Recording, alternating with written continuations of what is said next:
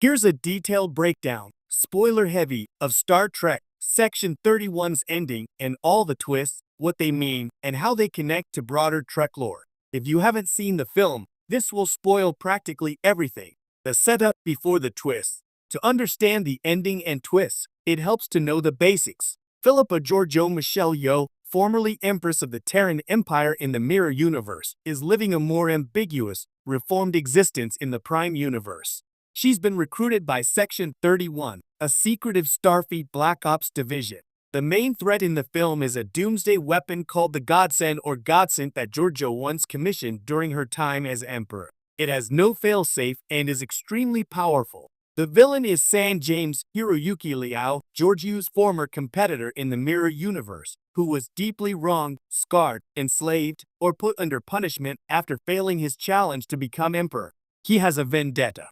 Key twists. These are the big reveals/turns in the story. 1. San faked his death.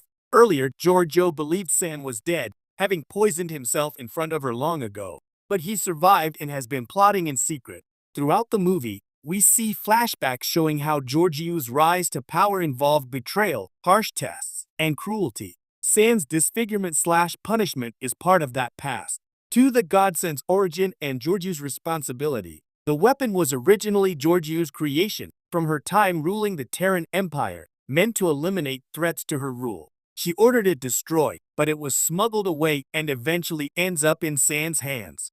The lack of failsafe with the Godsend is important. It underscores Georgiou's ruthless, absolute power mindset in the Mirror Universe and forces her to confront consequences from her past. 3. Fuzz is the traitor/mole inside Section 31. Fuzz appears to be a Vulcan-linked operative wearing a robotic Vulcan outer shell, but the truth is more complicated. His physical Vulcan shell is a remote/robotic or mech suit.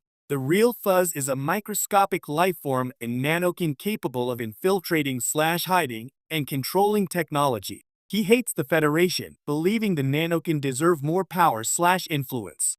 He works with San, helping sabotage Section 31 from within. 4. High stakes and climax. Collapse of the Mirror Prime passageway and storm/wormhole. Destruction of the Godsend. San's plan involves using the Godsend to invade the Prime Universe from the Mirror Universe through a passageway formed by ion storms/wormhole.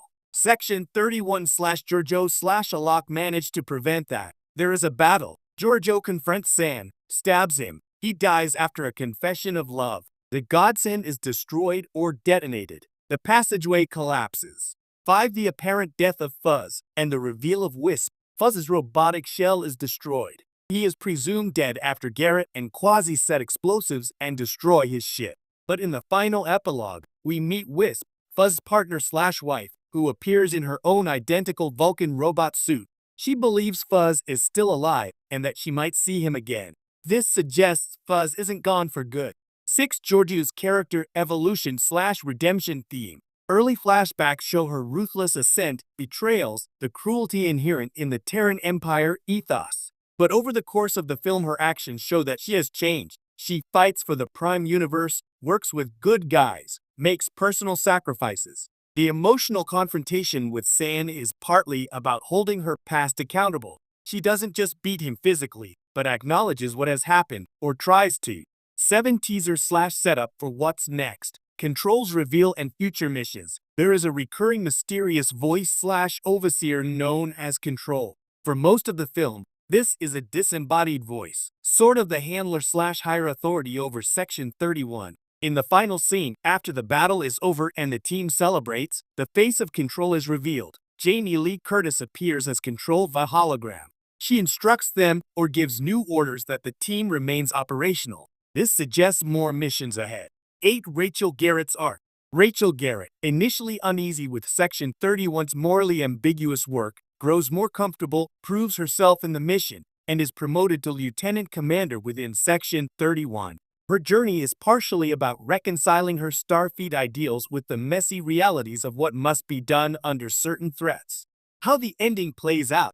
Putting all of the twists together, here's how the climax and resolution unfold. As the film nears its climax, Section 31 and Georgiou track San, who has acquired the Godsend and is preparing to use it via a crossover wormhole/passageway between the Mirror Universe and Prime Universe.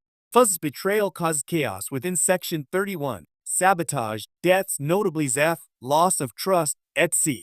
But Georgiou and her team uncover the betrayal in time. Georgiou confronts San in a duel. After back and forth, she stabs him in the neck. He is mortally wounded, and he confesses that he still loves her.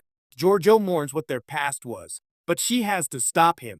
Meanwhile, the Godsend is detonated or destroyed, often in the context of collapsing the wormhole/passageway, so San cannot use it to invade. The passageway collapses. The weapon goes away. Fuzz is presumed dead when his ship/robotic shell is destroyed.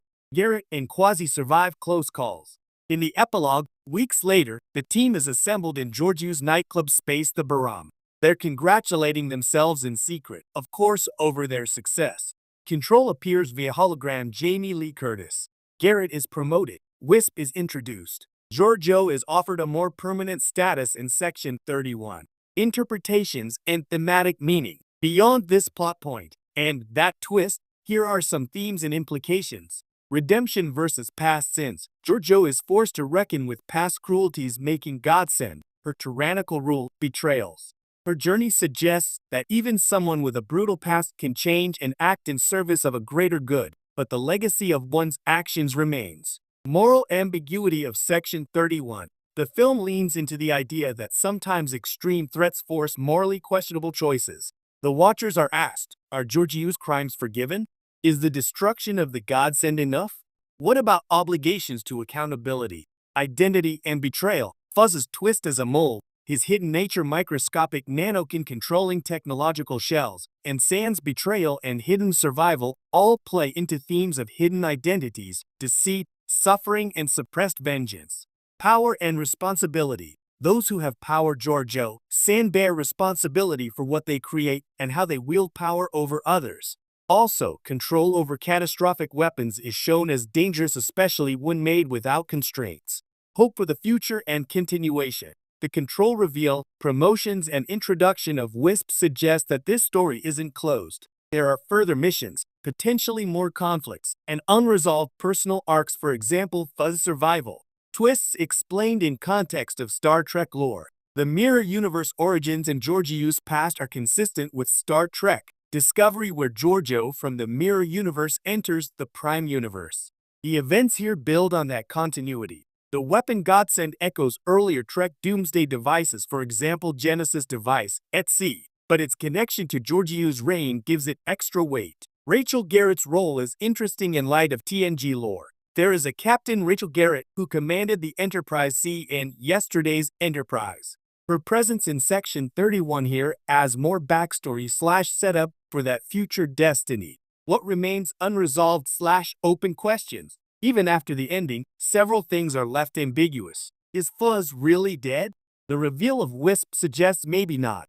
Could he return? Likely. How much has Georgiou's change been accepted by her peers/the broader Section 31 or Starfleet? She seems to be missions.